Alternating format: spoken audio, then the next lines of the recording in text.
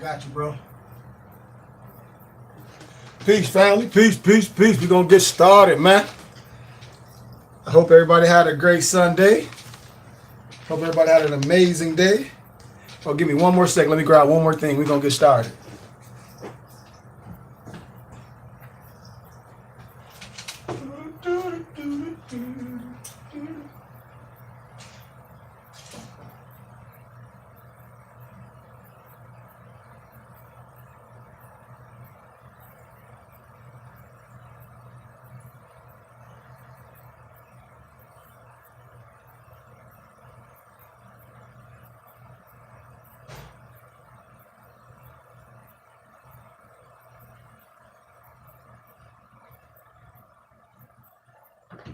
All right. Peace, peace, family. I want to start off by saying love, truth, peace, freedom, justice, health, and wealth. So let's get our prayer going on, and then we'll touch on two topics, and I'll share a couple other things with you. But without further ado, let's get into our prayer, and then we'll get into the topic that we're going to discuss today. But divine warning by the Prophet Noble Ali. I hereby inform all members that they must end all radical agitating speeches while at work or in the streets. We are for peace and not destruction. Stop flashing your cards at Europeans. It causes confusion. Remember, your card is for your salvation. Failure to obey these orders will be a severe consequence. We are for love, truth, peace, freedom, and justice. And my 2 cents, health and wealth. And when these principles are violated, justice must then take its course. Any member who or group of members who hold malicious feelings toward the temple or the prophet or violate the divine covenant of the Moorish movement will receive their reward from Allah for their unjust deeds. All true Moors will and must obey the law as laid down to them by their prophet. If you lose confidence in your prophet, you should turn in your card, your button, cease wearing your turban and your fez, and return to the state where you were found. This is a holy and divine movement founded by the Prophet Noble Ali. And if the prophet is not right, the temple is not right. The prophet, therefore, is sending out a divine plea to all Moorish Americans that they do their part in protecting the temple. This is an everlasting movement founded by the prophet through the will of Allah to redeem his people from their sinful ways. We got to clear some things up. A prayer for positivity, Moors. I pray that I think peace, speak peace, and that I am peace. I pray that I think truth, speak truth, and that I am true. I pray that I think love, speak love, and that I am love. I pray everything I attract, I pray everything you attract carries high, harmonious vibrations and intentions. May the light within me, may the light within you serve as a beacon for those that need it. Amen. Amin Ra, Aya Asha Aya, Shalom Alakim, Assalamu Alaikum. One more prayer for positivity, and we're going to jump into the teaching. May the benison of arm, leg, arm, head be upon thee and thine always, and thou shalt strive to be a credit to arm, leg, arm, head. Make haste to bestow the acts of love upon all brothers and sisters, and do our best to shun all the evil. Remember to take suckle of the breast of knowledge, wisdom, fortitude, charity, love, and all standing, that we all might nourish the souls of all men. Let the truth be the shield in the manifest battles of falsehood, Moors. Know us that we need not to pick the gates. Moors. Know that we need not to pick the lock to the gate of paradise by means of petty or criminal theft. For behold, Moors, the key to salvation already rests within our own hands. And yes, even though a portion of our nature is weakness, instability, inconsistency, there is still the greater part of our nature that is divine. May arm, leg, arm, head. Because I got to be clear, Islam Empress, peace. Because I got to be clear when we say things, man. When we say Allah, that's arm, leg, arm, head. That's manifestation of you. When we say Islam, that's I, self, law, and master. That's manifestation of you. May arm, leg, arm, head protect thee, guide thee, preserve thee, lengthen the age, and give us everlasting peace. We have to make the connections because there's too many Moors going out there confusing the masses, dissing things, man. And the biblical scriptures prove that the Asiatic man is the father of civilization. I can prove that over and over by biblical history. So if a Moor going around talk about the Bible is some white man or European Bible, they don't study Moors. It's no light in them.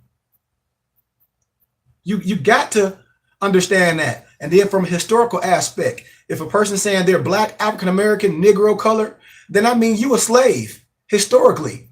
Research the Dred Scott law. It never was a black man, African-American, a misnomer. You never was going to be a free man. In historical history, Moors are the only free men or women. So if you don't understand that or understand that, I'm sorry. Period. So I'm going to give you esoteric, some of the meanings of Moor, where people be, or Muslim, excuse me. Muslim, you can write this down. The M in Muslim is the muscles. Just like when I'm talking about arm, leg, arm, head, that's manifestation of you. Islam, I, self, law, and master, that's manifestation of you. We're not praying to no Arab God. The Holy Spirit does the teaching. Just like the scripture says, man under his own understanding is a fool. 360 is just material wisdom. We operate 720 because we operate under a higher being. And if any Moors tell you any difference, I'm sorry. The O is organs. The S is your skin. The L is the light within. The E is the electricity. The M is the magnetism. That's another esoteric meaning of Muslim. People are not going to tell you this because they're not studying. I'll repeat one more time. Muslim, the M is muscles. The O is organs. The S is skin. The L is light. The E is electricity. The M is magnetism. That's arm, leg, arm, head. That's I, self, law, and master. That's the chemical makeup of the Asiatic man. That's 6 protons, 6 neutrons, 6 electrons. If anybody telling you any different, or Muslim and Muslim, the same thing, it's more meaning with the word Muslim because it has something connected to the higher source. And if any more telling you something different, they're lying. They dissing spirituality. They saying, oh, we don't believe in the Bible. Well, they don't understand triple roll of the adapt chamber. All religions are based off the same thing. And I can get deeper with Zoroastrianism. So we get things interpreted the wrong way by our own kind and people outside of you. I break that biblical scripture down. I break the book of Dead, the Tabbathon down. I break any book down and show you that you all in those books. The 1599 Geneva Bible clearly speaks of Moors. Everywhere in the Geneva Bible, in Jeremiah, all those texts, it says more and more and more. And you're disconnecting yourself from spirituality and from the higher source. Forget those stories. We don't get caught up in stories. We get caught up in geographical landmass and in science and things that we can prove. And we can prove certain things from geographical landmass in the biblical books. The Circle 7 Quran is based off the Bible, the Aquarian Gospels, our Rosicrucian text, and a little bit of the Quran when it deals with man and God. Come on, man. If anybody telling you some difference, they're lying to you. Period. More not. If you want to study Islam, okay, and in more science, we say I, self, law, and master, and God is man is one, and you practice al-Islam, God and man is not one in al-Islam. I teach at the temples. I know imams. I know older men, and I have family that's Nation of Islam. And I sit them down and I go over all their literature, and they say, why we don't know this? I said, because some have hidden things from you. Al-Islam is not connecting yourself to the higher being. The wrong perspective of Christianity is not connecting you to God. It's some pie in the sky. And that's simple research. So if a Moor saying he al-Islam or under European Christianity, that's bullcrap. I'm telling you the essence of the biblical scriptures. And nowhere in the scripture that they say they were Christians. We can understand the essence of it, but in Acts 24:5, it clearly states that the pestilent brother is a ringleader of the Nazarenes. Come on, man. You got Canaanites, you got Moabites, you got Phoenicians, you got all these, you got the Israelites, you got all these people during the time, and it's all one. And you letting people separate you because they operate on hate and their own understanding, Moors. I promise you. I promise you. They don't understand the triple roll of the adapt chamber. I go over these lessons all when the Moor talk about he's some grand sheet and some master teacher, and he's not teaching you the triple roll of the adapt chamber, all the connecting all those rights. There's something wrong. We don't gravitate to one religious aspect. That means you're missing the essence from all the rest. And we are Sufism. We are Hebrewism. We do study Zoroastrianism. We study all the scriptures. Because if you understand the essence, they all come from the same source. The biblical scriptures, the only difference from the biblical scriptures and ancient Egypt's writings is the biblical scriptures they use in their so-called names based off ancient Egyptian writings. Facts. And if anybody don't know that, I'm sorry. I'm sorry, man. Moors be lying to people. I told you, our prophet said, be careful of a person that have a fez and a turban on or a bonnet. If they ain't coming from love, truth, peace, freedom, justice, something wrong. The Holy Spirit does the teaching. What are we doing all our mantras and our ritual for? What are you conjuring? You don't have, I hear Moors talk about, oh, I study myself and I don't need that. Oh man, that's sad. How can you say that you study yourself and then you don't understand that God and man is one, and you're not studying something higher than yourself? But then you call yourself a Moor. And then I hear Moors say, oh, I only deal with civics. I don't deal with the other part. You're not a Moor, because the divine comes first. And then I know so many Moors that do not read that Circle 7 Quran. When I speak on the Circle 7 Quran, most Moors don't have it. Period. I know too many of them. They giving people their own interpretations. Most Moors do not study the Circle 7 Quran. They don't even have it. I hear Moors talk about, oh man, that book heavy. It's written in code. What code? What code is the Circle 7 written in? English. The Circle 7 clearly speaks of the Hebrew God. Is the deity of Allah, which is arm, leg, arm, head. If you don't know that, you're not studying and you don't understand the lessons. You can't. It says the Hebrew God is the logos, is the circle of the seven. The whole Circle 7 Quran talks about the 18 missing years of Jesus, which is Yahshua's life, and our workman tools. Come on, man. So we're going to clear up some spookism, man. Because I said, if I'm on social media and I love it, but when I see false doctrine and when people that's what the satanic spirit is. It's coming from our own people. Our own people on Instagram just posted and memes false doctrine. And I said, how you call yourself a scholar and a doubt and you're not doing the research? How? That don't even make sense. You're not sincere or sincerely wrong. What you're doing, you are tricking people. So we're going to clear up some spookism. That brother just like to post stuff. I'm going to even, before you can go there, before I can go on this part, when I see brothers talking about this bull crap right here, the lost book of Enki, research Zechariah Stinson, all false doctrine. Like I told Moors, I read and study everything, and I've read too much to believe something that I read. You must research the writer. You must research the pen. You must research the source and the language. You research Zechariah Stinson, which is a Albion, a European, whatever you want to call him. His own people tell him that he was false, and there's no proof.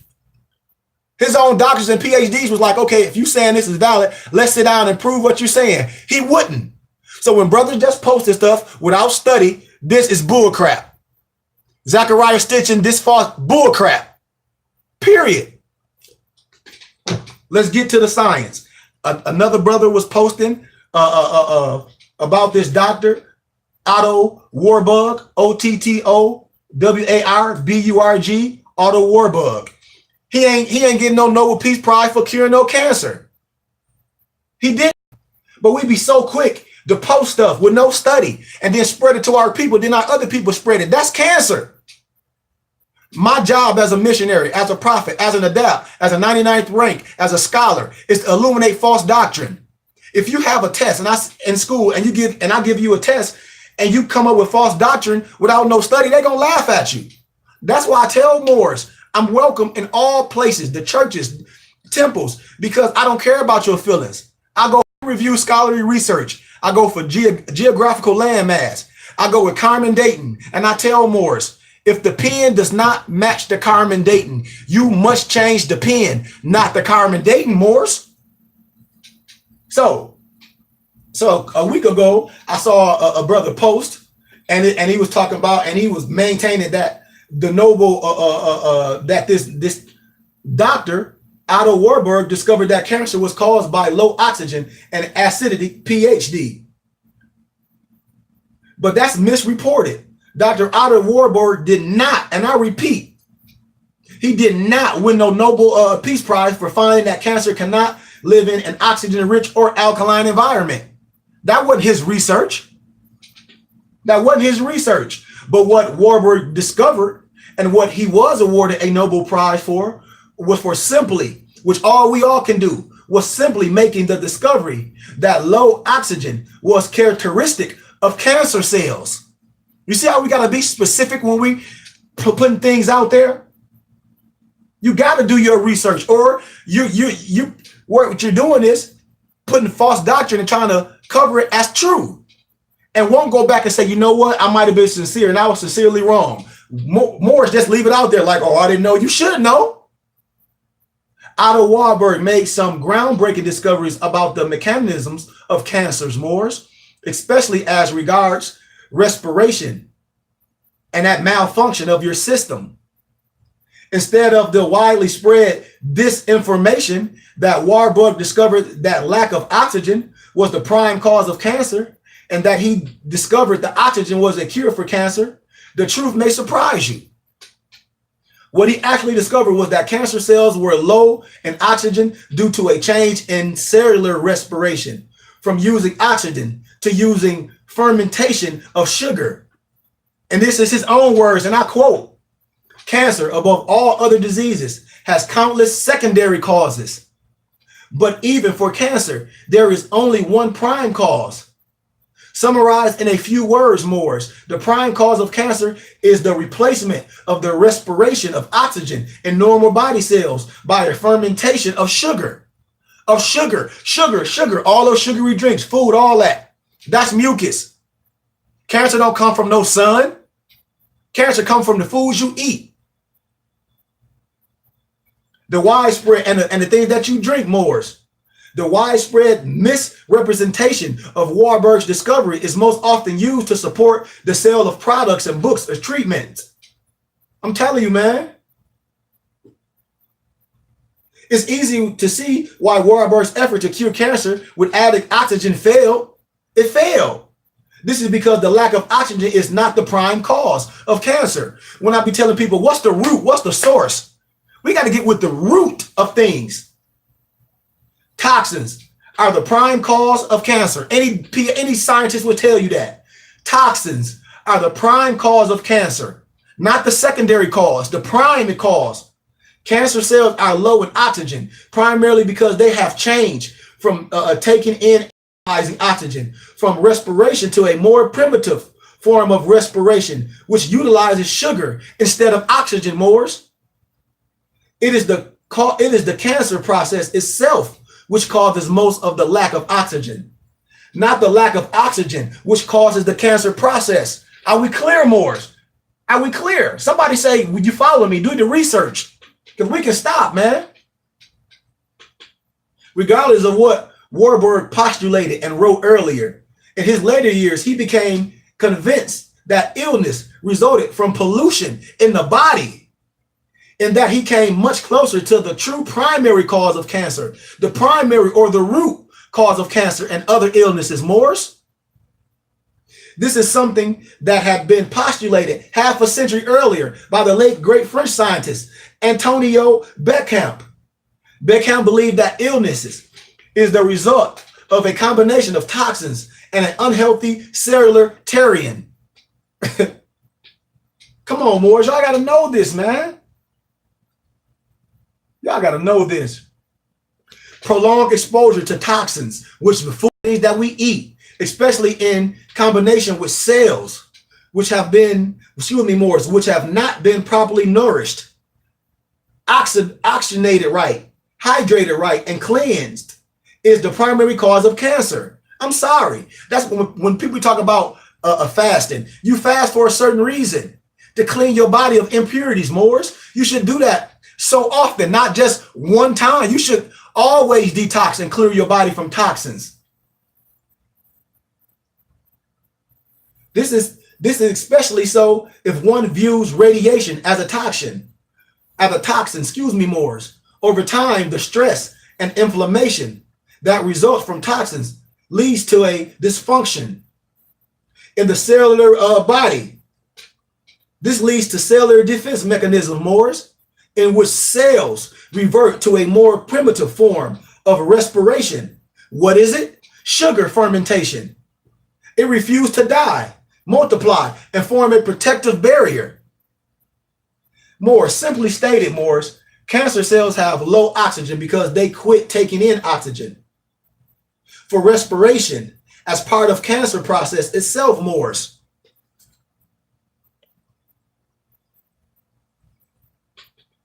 Similarity, it is the cancer process itself which causes the body to become increasingly acidic. The body labors mighty to maintain blood pH within a narrow range of 7.35 or 7.45. And most people first get cancer when their pH is at or close to the normal range, Morris. As the cancer progresses, the body becomes increasingly acidic. That's why when I be talking about pure detoxing and getting rid of the toxins in your body, we talk about the primary source, not secondary sources. There have been many prime causes of cancer that have been put forward, such as fungus, bacteria, virus, parasite, stress, low pH, and on and on and on, Morris. But those are secondary. But notably, Morris, virtually every one of those has been around for thousands of years. But what has not been around and what tracks exactly with the increased incidence of cancer is toxins from what you put inside of you. Since the beginning, Morris, of the industrial age, man has created over 100,000 unnatural chemical compounds. Just for instance, when you buy this so-called a crab meat, that ain't real. That's GMO. That's genetic modified organisms. But people don't understand that. I'm talking from science. Anything genetically modified organism is not real. How can you get grapes without seeds? Genetically modified organisms. It's just science. These have been spewed into the air we breathe, the soil our plants are grown in, and the water we drink. I hear too many more. I don't do this. Are you growing your own food? No. So what you talking about? What you talking about? It all adds up to increased cancer. That's why you must detox. That's why you fast. Why? To clear the toxin from your body. That's why, Morris, we study the Hebrew diet. We study the Hebrew diet. That's right in the biblical scriptures. That's why when I talk about kosher, that ain't got nothing to do with no Jewish stuff. That's the way meat is cleaned. That's the way the meat is killed. Don't you know when an animal is killed, when it's afraid, or when it's being butchered, it let out a toxin in the blood, which damage and which poisons all the meat. That's why when I talk about kosher cleaning, when the animal is killed without being suffering.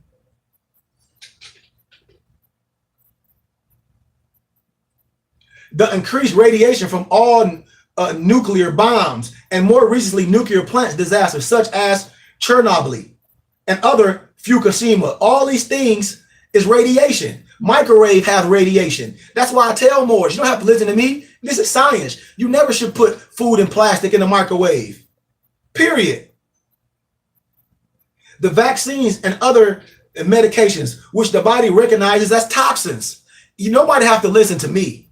I challenge Morris to do the research. I know what healed my body and what changed my body. How I work out, how I eat, how I fast and clear things out of my body and what I drink.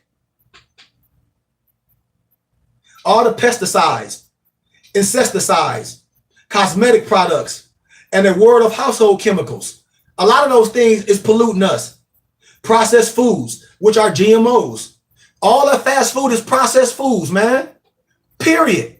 It's processed. If you're not, and then this farm raised and it's organic. How you know? You went to the farm. You see what they're feeding them. You see what type of grass is being fed. No, you don't. No, you don't. You don't know what nothing is unless you growing it yourself. Period. The processed foods were harmful additives. Our process in nutrition is processed out. It all adds up to increased cancer. How can you get a product and it says it's natural, but it gives you all these other GMO products? How can you get orange juice? It should just be oranges in it. What else? It should be anything else. It's GMO.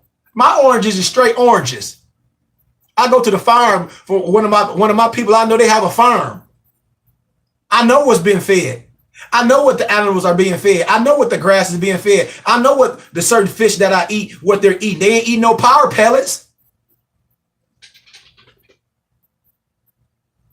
What I'm trying to say, Morris, is I'm not saying what I'm trying to say, what I'm trying to reveal, that it does not mean to imply that providing the body with extra healthy oxygen, especially at the cellular level, cannot help beat cancer or is not healthy. Normally, Morris, oxygen does play an important role in normal programmed cell death. That is due to the oxidative damages caused by reactive oxygen species, the ROS. ROS are chemically reactive molecules, just like GMO, containing oxygens. Examples include oxygen ions and peroxides. ROSs are formed as a natural byproduct of the normal metabolism of oxygen. Morris, the trick with trying to beat cancer with oxygen is getting the oxygen inside the cells. It is not enough to simply provide an oxygen-rich environment around the cancer cells or in the bloodstream. This is because, Morris, as I pointed out earlier, cancer cells stop taking in oxygen.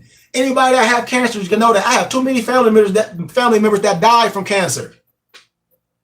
And that is true no matter how much oxygen may be available. For instance, Morris, a lot of the diseases we have come from the food we eat, diabetes, all that. That's hereditary from the foods you eat, from the diet that our give us. If you take a person out of the environment where they eating all this pork and all these dead carcasses and all these flavored drinks and all that, take a child out that environment and put them in an environment where the parents don't eat that stuff, and they don't do that. I guarantee you they ain't gonna have none of those passed down diseases from eating that they got from their parents, because you took them out that environment. More don't even know what soul food is. Soul food comes from Mother Earth. Minerals, not no dang old vitamins. Things that can grow, things that reproduce themselves. Extra oxygen as well as a healthy alkaline diet are both very healthy things to do, Morris. But as I'm saying again, relying solely on either oxygen or increased pH to beat cancer is not advisable, Morris. Come on, man. So I'm gonna summarize what this part, we're gonna get to the next part. The false, when Morris just be posting memes without doing no research and people go repeat that, Dr. Otto Warburg, OTTO, Warburg, he did not win no Nobel Peace Prize. That's discovering some pH balance or the lack of. He didn't. What he discovered and what he was awarded a Nobel Peace Prize for was for simply making the discovery that low oxygen was characteristic of cancer cells. Period. Lack of oxygen is not the prime cause of cancer.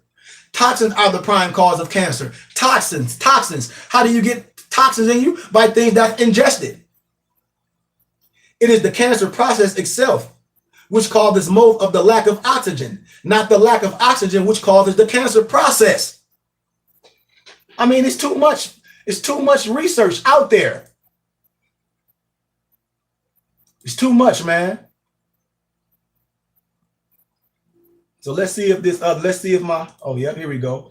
So let's get into the other part of the aspect I want to do, and then we done. I said it ain't gonna be that long today. Morris, our job is to clear up false doctrine. If you are afraid, this ain't for you. This ain't for you. If you're afraid, this is about healing yourself. You got to be careful of false doctrine. And just because somebody say they're a scholar and they PhD and they put videos out and Morris run with it without no research.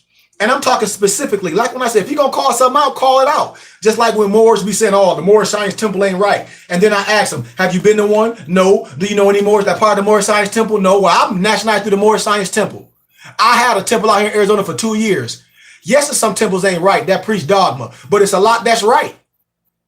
So if you're not dealing with the type, you need to stop putting accusations on people. So for instance, just like it's a video, what Hidden Colors 4. And I tell more, I be specific with what I'm saying and what them brothers on there saying that Africa was named after a European. And I tell more, that's BS. That's BS.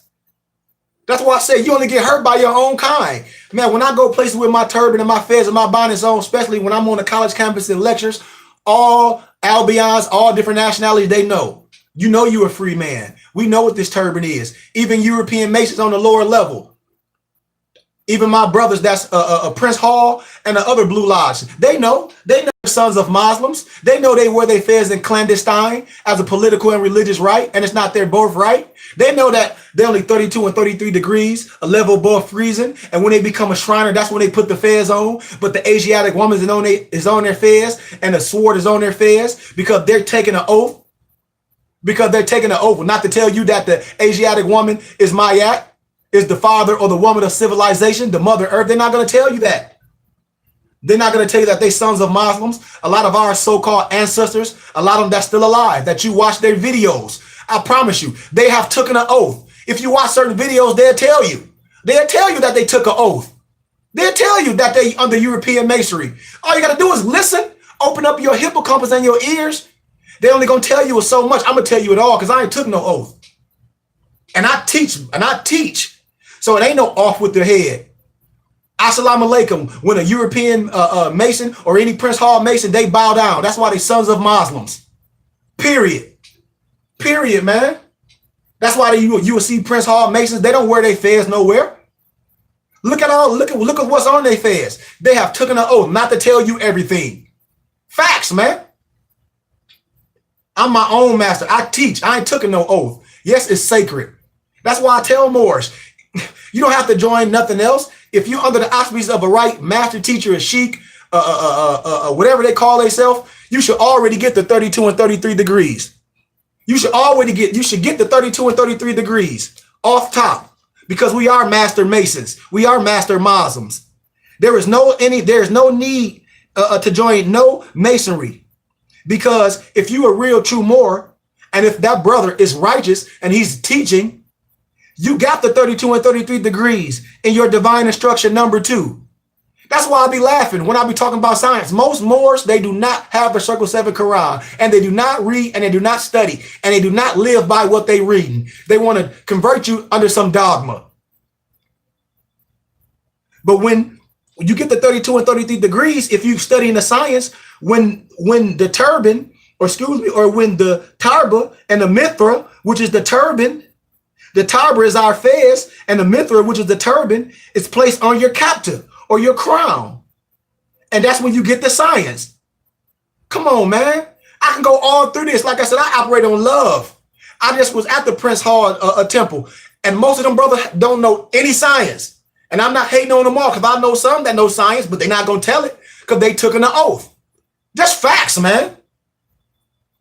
They know the secret password is Assalamu alaikum. They know Thomas Jefferson was a practicing Al-Islam. What occurs when that happens? A Mason bows down to his knees to Islam, proclaiming that Allah is God, becoming a practiced Muslim. Y'all got to know this, and it ain't got nothing to do with your skin tone. It ain't got nothing to do with your skin tone. Why do they call the Shriners considered the joke of masonry? Because they left Christianity to practice their religion other than of their forefather religion, while still living in a Christian country. But when I talk about Christian Moors, you got to get with the essence, because I'll tell you, words has duality. When I talk about the triple roll of the adapt chamber, all the 3 religious rights, you must understand it. What exactly is Al-Islam? Religion that Masons proclaim and practice. The name, issues, and practice of Arabian mixed with a select version of the faith of the Qurayshite or the Moor or the Muhammad. That's why I said they know your science. That's why they taking your identity. Not see Moors arguing with their own brothers and sisters and other people about what color fez and turban, but you ain't arguing with nobody else that know the science, that's operating under identity theft. Is the Arabian Al-Islam my religion? Absolutely not. And then you hear more say, oh, I don't have no religion. That's bull crap.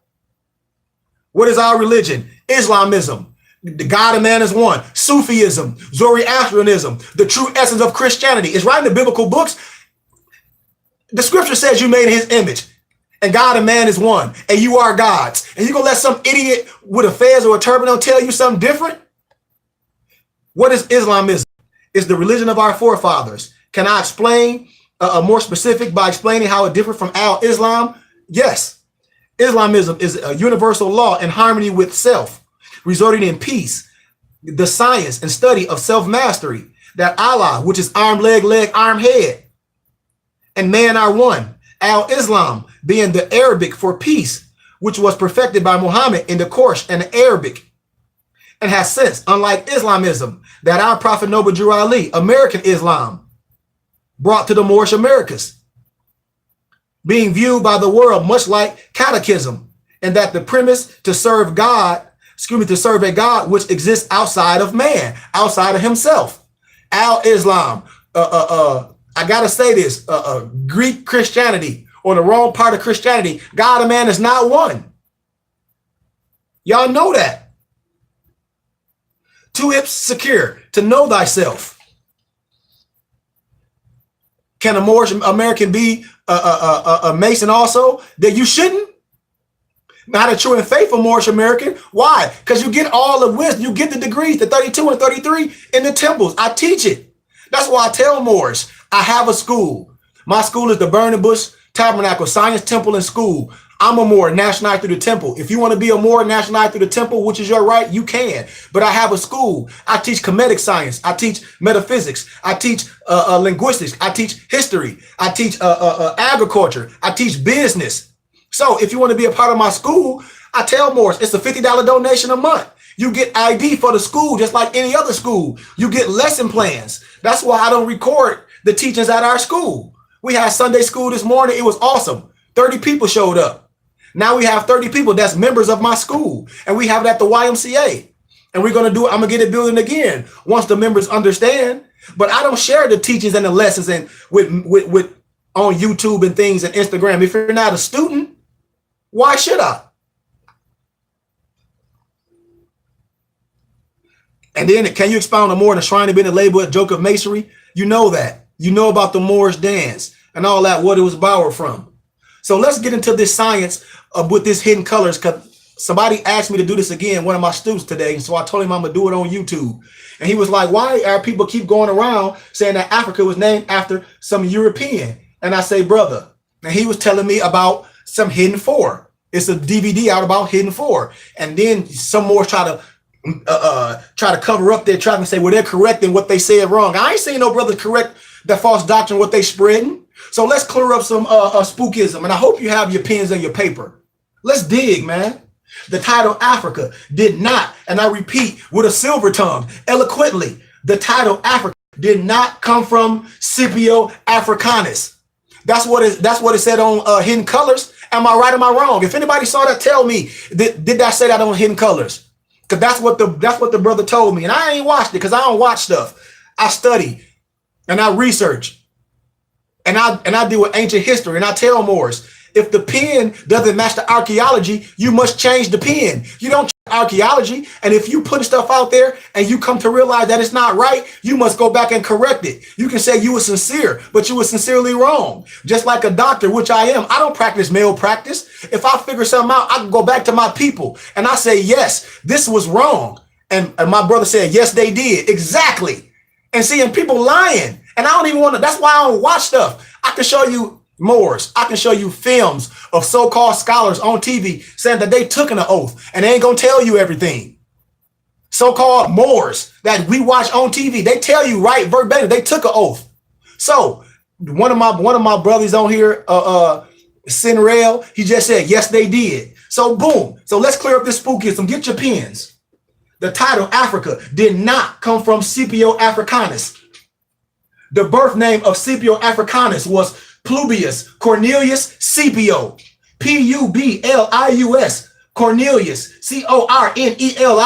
Scipio, Scipio. Oh, I'm sorry, Empress. I'm sorry, my sister. I don't know. Forgive me. I was sincere, but I was sincerely wrong. I'm sorry, Empress. Publius Cornelius Scipio earned the title Africanus. He earned the title Africanus. How did he earn that title? After General Hannibal Barca, after he won, or whatever they like to say, and some like to say he let him win the Battle of Zama in the Second Punic War. This is simple research, Moors. People record stuff and say, oh, I'm a scholar, I'm this, and I'm so. How you a scholar? And it's simple research tell you that that's bull crap. That's why I'm passionate what I'm doing, because that's bull crap. And nobody's not going to correct it. We're going to act like you didn't hear that. So somebody take that and run with that. That's false doctrine. The Romans got the title Africanus from the indigenous Afri, A-F-R-I, or the Berber people living in the northern regions of the Sahara Desert, Moors. So let's get with Africa, the name, the origin, the meaning, and the truth. Get your pens and your paper, like picture pages. Picture pages, time to get, if you ain't got, get a crayon, get a pencil. This school, man, that's why I love doing all my lectures on college campuses and at schools, because the students be amazed with history and all the books that none been hid. They in the libraries and the doctoral libraries. Everything is there. And I hate when Moors, no, I don't hate, but I dislike when Moors say they hid. This ain't nothing hid. Ain't nothing hid. You must do the research. And if you are a map, you must share the research with your people, for they can research it and stand strong.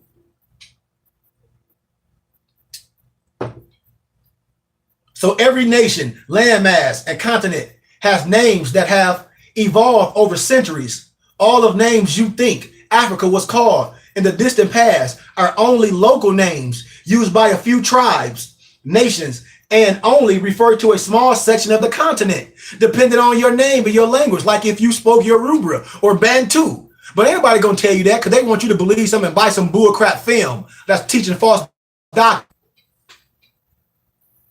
There are multiple ancient African sources for the word Africa, including the Berber word Ifra, I-F-R-I, or Ifri, and the Berber word Afar, A-F-E-R, or Afir, which is the name of the Banu Ifran from Algeria and the Tripolian. Africa can also be derived from the Egyptian Africa, the AF-RUI-KA, which I show you, the flesh of God, which I show you right here, which I demonstrate over and over and over. There it go. There it go. Man. You see? You see what I'm saying, Morris? They lying to you. They be lying to you. To turn toward, so Islam. So anyway, to derive from the Egyptian Africa, to turn toward the opening of the Ka. Man, I can get deeper with the Kabbalah when I tell you things are written Kabbalistically. But they're getting you in spookism when they tell you that the Baphomet is scary. The Baphomet is written Kabbalistically. And Eliseus Levi stole that history from Egypt because that's representing the River Nile. Period. The Ka is the energetic double of every person. An opening of the Ka refers to a womb or birthplace.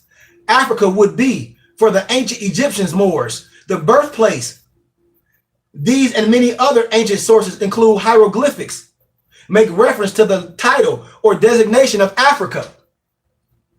Simple research. Simple research. My elementary students do this, man. The first word, Afu, A-F-U, carries the meaning of house. The second word, Ra, is one of the names of the divine creator in Africa in general and Egypt in particular. The third word, Ka, carries the meaning of soul or spirit, Moors.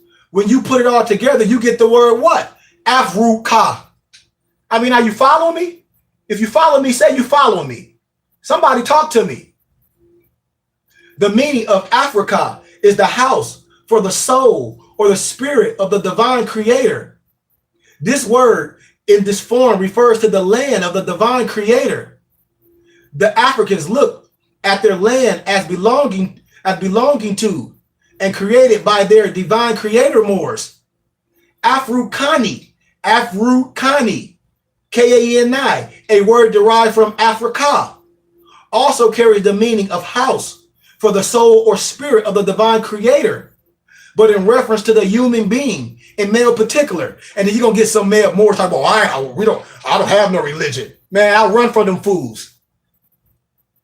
The plural form is Afru-Kanu, which refers to all males as house for the spirit or soul of the divine creator Moors. Afru, R-A-I-T, K-A-I-T-N-I-T, is the female house for the soul or spirit of the divine creator Moors and empresses. Don't let nobody tell you no different. The Hebrews, the Moors are all the same.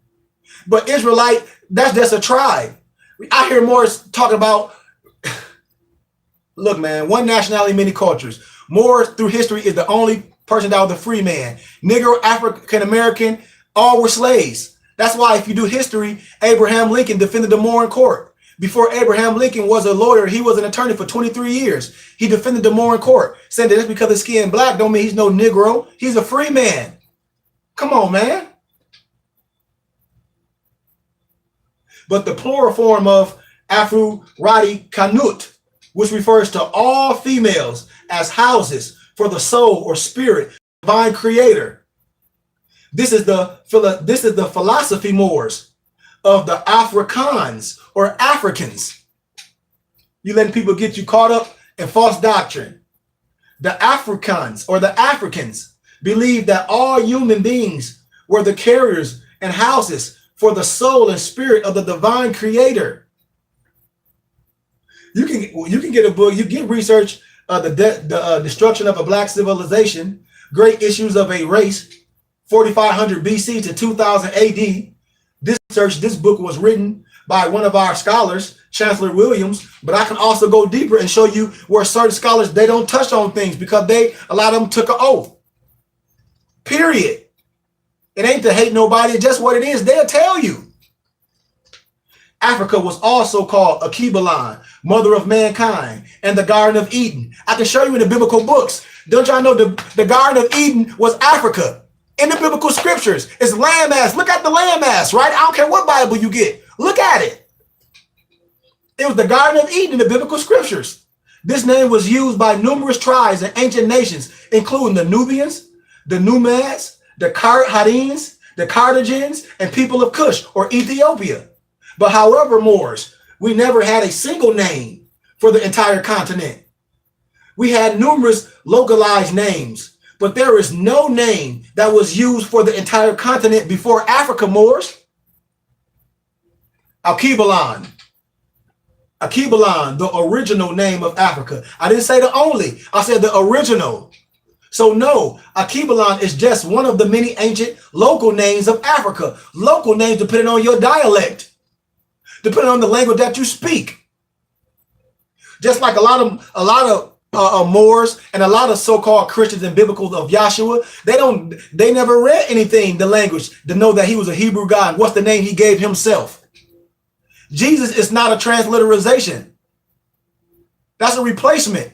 If I gave myself my name, how can you replace it? And it was a never a J in the Hebrew dialect. Somebody follow that.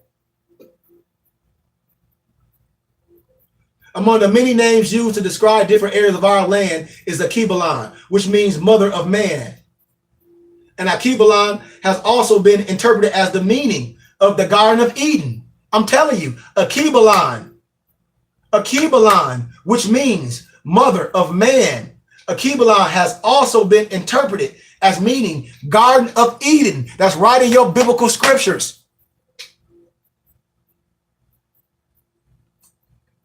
No, would y'all even diss the scriptures, man?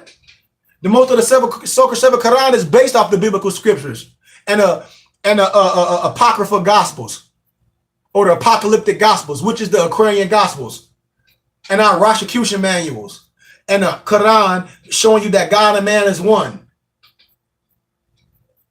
Akibalan and Africa Moors are two of the oldest indigenous names. The many names of our land were local and never referred to the entire continent. Akibalan was used by Egyptians, Nubians, Chaldeans, Carthaginians, and Ethiopians, or Cush. Africa, the current misnomer. Africa, the current misnomer. Just like when I hear brothers say, oh, the European, that's a misnomer. You mean Albions? Because I know Moors from Europe. If you study the ancient and modern Britons from David Mack Ritchie, but we just gonna get caught up in bull crap. Oh, the European. What? That ain't no nationality. That is a geographical area. crazy. Africa, the current misnomer adopted by almost everyone today, was adopted and used more widely and across many cultures to describe the continent, likely because of the way it is easily translated into many indigenous languages. The ancient Greeks and Romans, as a result of the wide usage of the name Africa, came over time to use Africa to describe the whole continent. I'll give you a few more examples of the indigenous sources for the word Africa, Moors.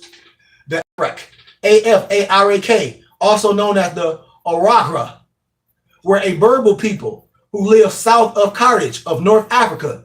The term Afrik, A-F-A-R-I-K, or Africa, were used to denote the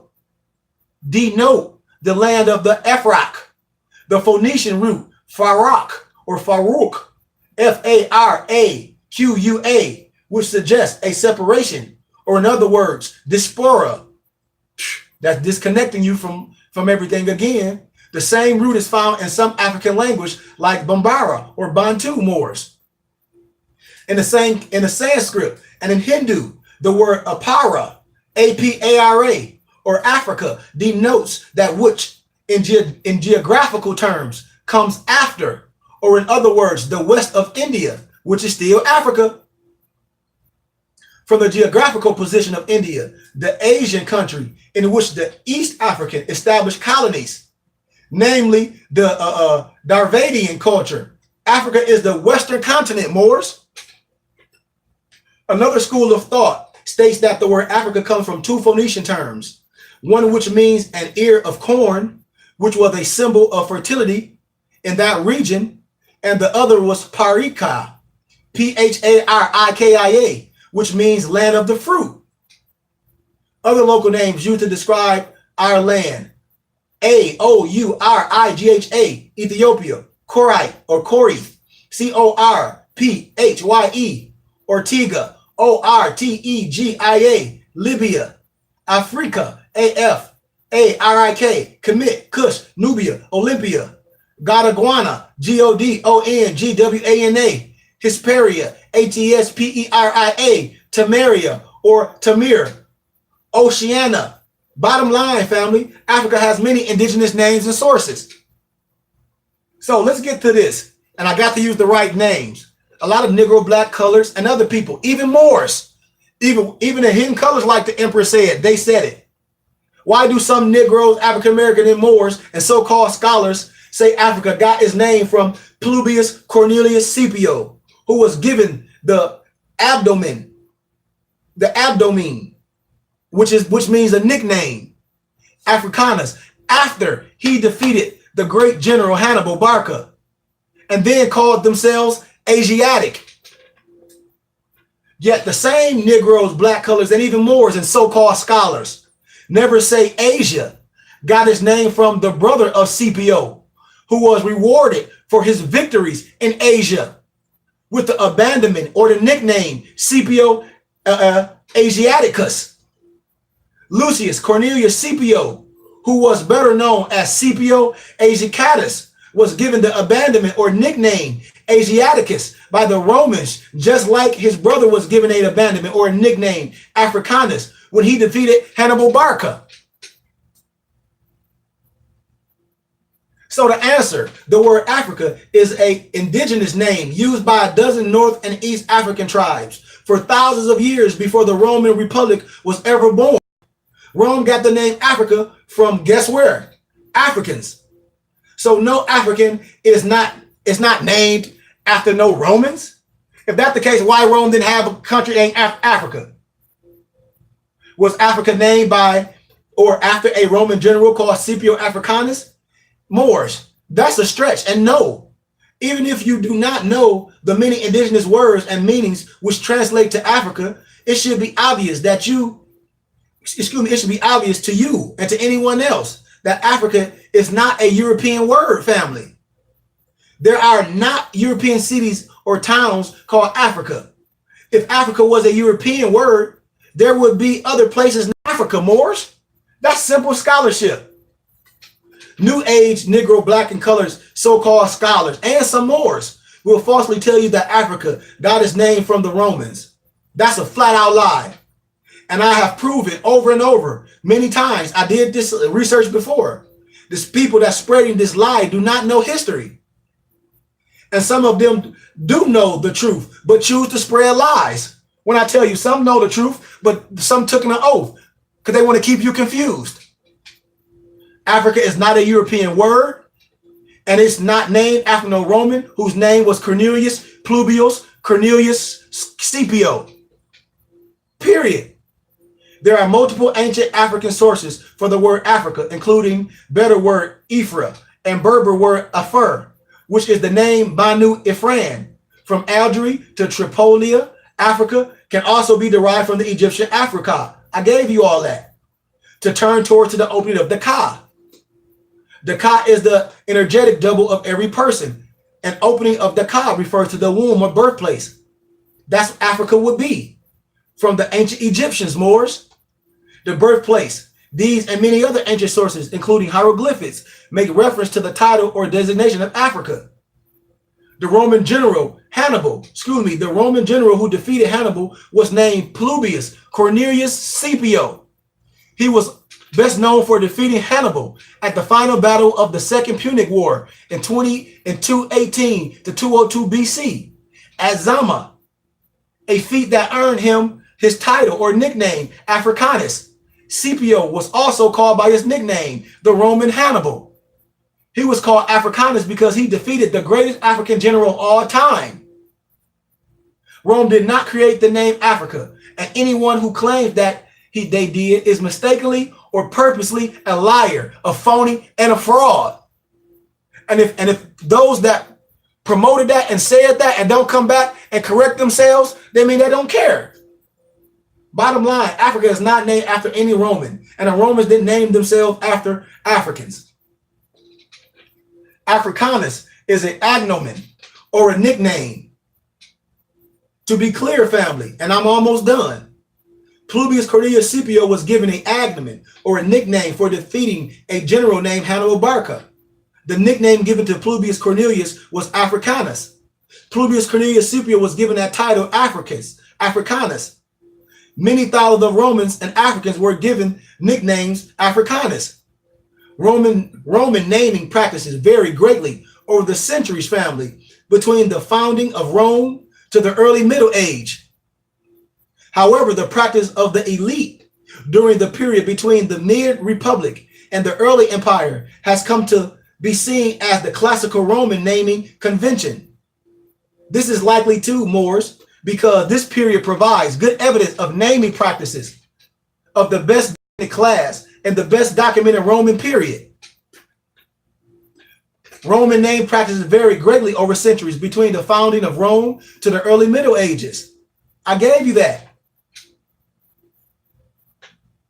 By the end of the Republican era, a name for an aristocratic male citizen comprised three parts: trinomia, paranomen, which is the given name, which is your given name, and nomen, or nomen gentile, or simply your genetica, or your gentile, being the name of the genes or the clan, and the cognomen, the name of a family line with genes. Sometimes a second or third cognomen called agnomen or a nickname was added.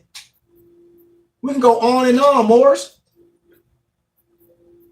So again, pseudo-protus or probus uses the hero of the Punic Wars, Publius Cornelius Scipio Africanus, as an example.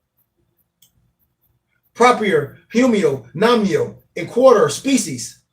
Moors don't even know what I'm saying. And so if you're a scientist, you will know. That's why I be laughing at Moors that don't tell the people the truth. But Africa was not named after a European per se. I love you all, family. Love, truth, peace, freedom, justice, health, and wealth. Love instead of hate. Peace.